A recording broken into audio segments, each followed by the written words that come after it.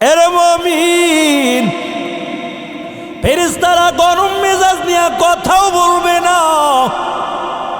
ফেরেশতারা আস্তে আস্তে করে ডাকবে, আসো।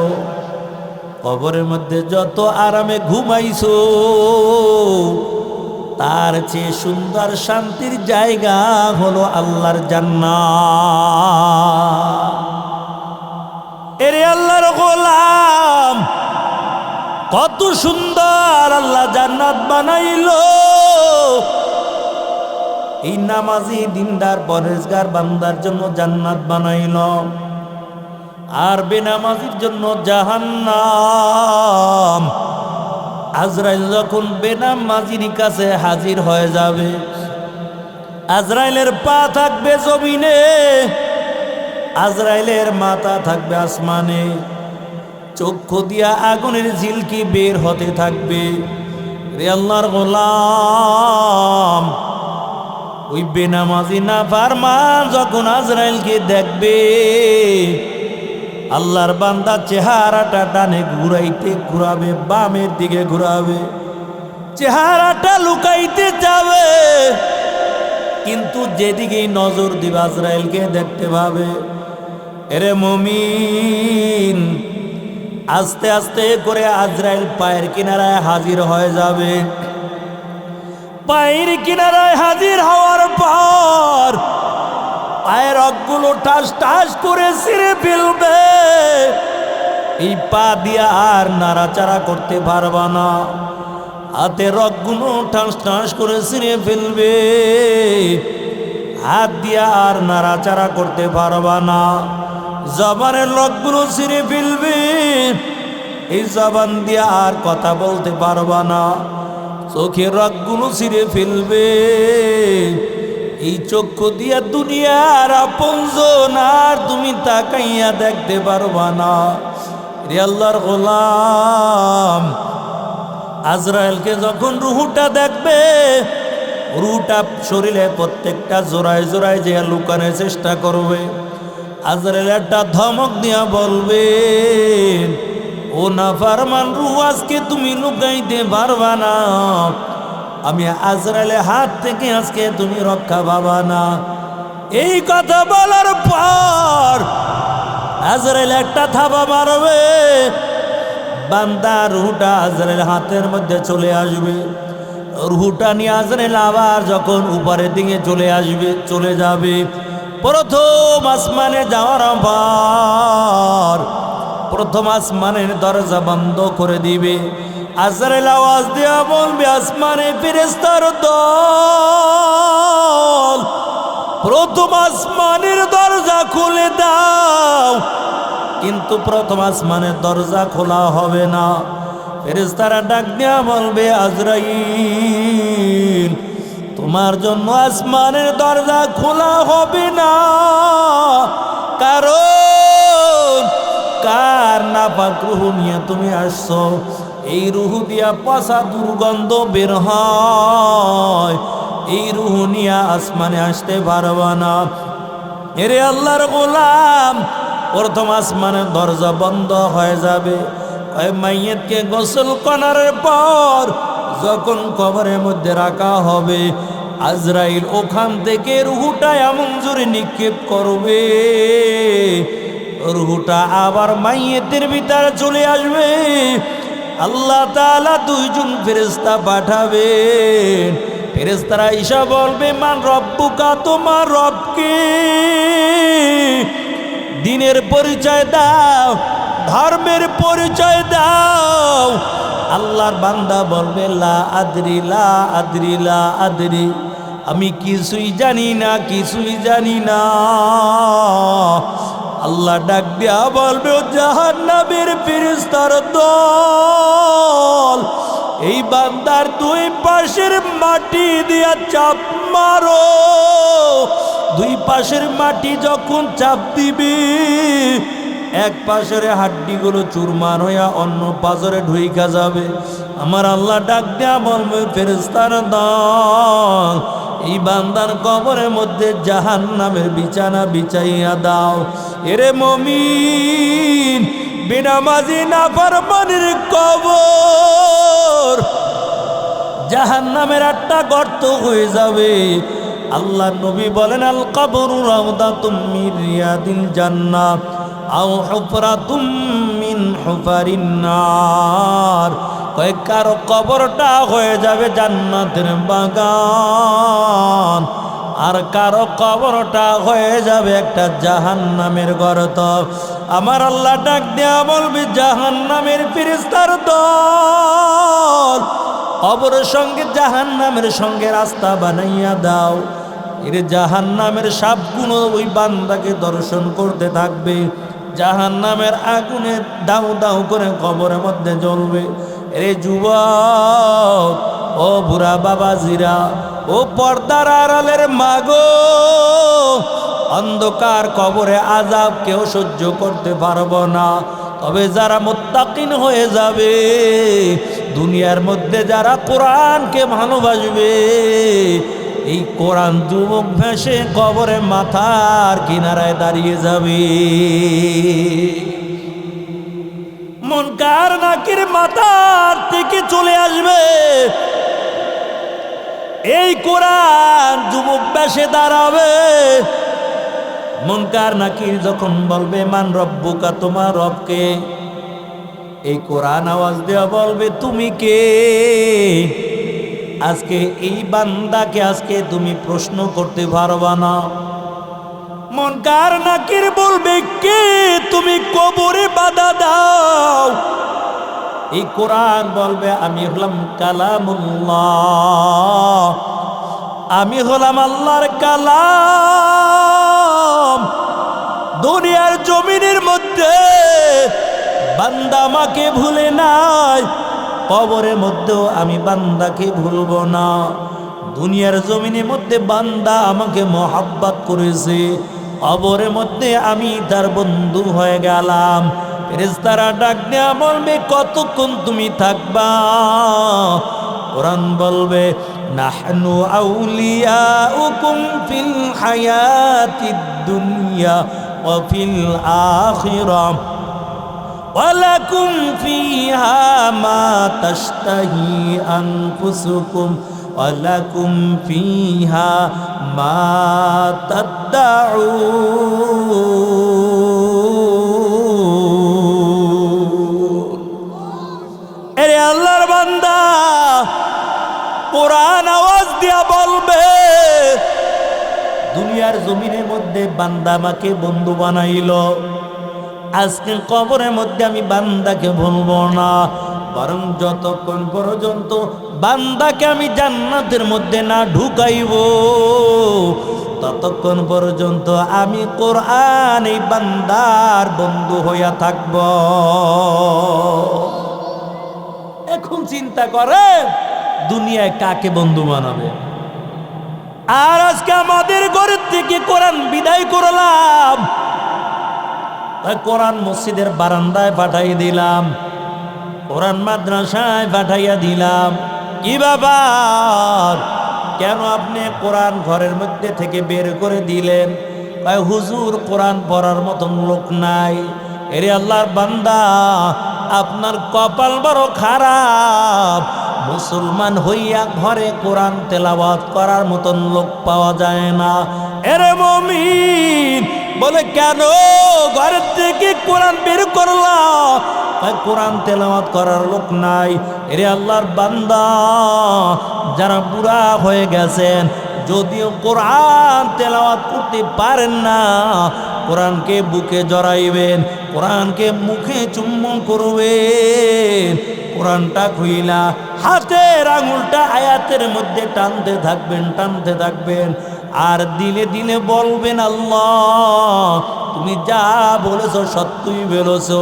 কোরআন খুলে যদি আয়াতের মধ্যে আঙুল বান্দা টানতে থাকে, ভাই কোরআন তেলাওয়াত করলে যেই সব হইতো, এই পরিমাণ সওয়াব আল্লাহ বান্দার আমল নামার মধ্যে দান করে দেয়। এরে আল্লাহর গোলাম, এই জন্য দুনিয়ার জমিনের মধ্যে কোরআনকে বন্ধু বানাইব, কোরআনকে ঘরে ঢুকাইব। যার ঘরের মধ্যে কোরআন থাকবে, ওই ঘরের মধ্যে আল্লাহ রহমতের ফেরেশতা চলে আসবে। এরে মুমিন, মুনকার নাকির ফেরেশতা যখন ডান দিকে চলে যাবে, দেখবে ডান দিকে সবল একজন যুবক দাঁড়ানো। মুনকার নাকির বলবে, কে তুমি কবরের মধ্যে আজকে বাধা দাও? ডান দিকের যুবক আওয়াজ দিয়া বলবে, আমি হলাম তার নামাজ। বান্দার দুনিয়ার জমিনের নামাজকে বন্ধু বানাইছে, আজকে কবরের মধ্যে আমি নামাজ এই বান্দার বন্ধু হয়ে গেলাম। এখন ঠান্ডা পড়লে আর ফজরের নামাজ পড়তে যাই না, এত কষ্ট করে কে উজু করে? নামাজ কাজা পড়বো, সূর্য টুর্য উদুক ঠান্ডা মাথায় পড়বো। তাহলে মাথার কিনারায় দাঁড়াবে কোরআন। তাহলে কোরআনকে আমরা বন্ধু বানাবো, কোরআনকে মসজিদের বারান্দায় দেবো না। পড়তে পারি না, আয়াতের উপর আঙ্গুল টানবো আর বলবো, আল্লাহ তুমি যা বলেছো সত্য বলেছো, যা বলেছো সত্য বলেছো, তুমি সত্য, তোমার কোরআন সত্য। এমন কোরআন বুকে নিয়ে মহব্বত করবে, কবরে এই কোরআন যুবক ভেসে আপনার মাথা কিনারায় দাঁড়িয়ে যাবে। আরে আল্লাহর গোলাম, ডান দিকে দেখবে সবল যুবক, দুর্বল যুবক না যে ধাক্কা দিলে মক্কা যাইব, এমন যুবক না, সবল একজন যুবক ডান দিকে দাঁড়ানো। মুনকার নাকির বলবে, কে তুমি আজকে বাধা দাও? আমি বান্দাকে সুয়াল করতে চাই। ডান দিকের যুবক বলবে, আমি হলাম তার নামাজ। দুনিয়ার জমিনে বান্দা কষ্ট করে করে উজু করে নামাজ আদায় করেছে, দুনিয়ার জমিনে বান্দা আমাকে ভুলে নাই। আজকে কবরের মধ্যেও আমি নামাজ বান্দাকে ভুলবো না। মুনকার নাকির চলে যাবে বাম দিকে, বাম দিকেও দেখবে সবল যুবক রোজা। আবার মুনকার নাকির চলে যাবে পায়ের কিনারায়, পায়ের কিনারে যাওয়ার পর নজর দিয়া দেখবে সবল যুবক দাঁড়ানো। সব নেক আমলগুলো সবল যুবক বেশি পায়ের কিনারায় দাঁড়িয়ে যাবে। বান্দার মাথা থেকেও সোয়াল করতে পারবে না, ডান দিক থেকেও সোয়াল করতে পারবে না, বাম দিক থেকেও সোয়াল করতে পারবে না, পায়ের দিক থেকেও সোয়াল করতে পারবে না। তার একমাত্র কারণ এই চারটা জিনিস কবরের মধ্যে বান্দাকে পাহারা দিবে। এরে আল্লাহর গোলাম, যে ব্যক্তি কবরে আপনাকে পাহারা দিবে, ওই জিনিসকে আজকে দুনিয়ার জমিনের মধ্যে আমরা বন্ধু বানাবো। এরে মুমিন মুসলমান আল্লাহর গোলাম, তবে যদি সঠিক পথে চলতে যায়, আল্লাহ তাআলা দুনিয়ার জমিনের মধ্যে পরীক্ষার মধ্যে ফালাবেন। আল্লাহ বলেন, ওয়ালা নাবলুওয়ান্নাকুম বিশাইইম মিনাল খাউফ ওয়াল জু'i ওয়া নাকসিম মিনাল আমওয়ালি ওয়াল আনফুসি ওয়াস সামারাত ওয়া বাশশিরিস সাবিরিন। আমার আল্লাহ বলেন, অবশ্যই অবশ্যই আমি তোমাকে পরীক্ষার সম্মুখীন করবই করব। তবে কি দিয়া পরীক্ষা করব জানো?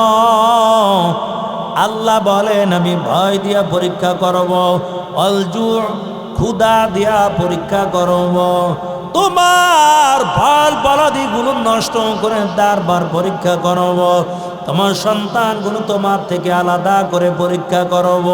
কয় পরীক্ষার মধ্যে যারা ধৈর্য ধারণ করবা, আমার আল্লাহ বলেন তাদের জন্য রয়েছে পরকালে জান্নাতের সুসংবাদ।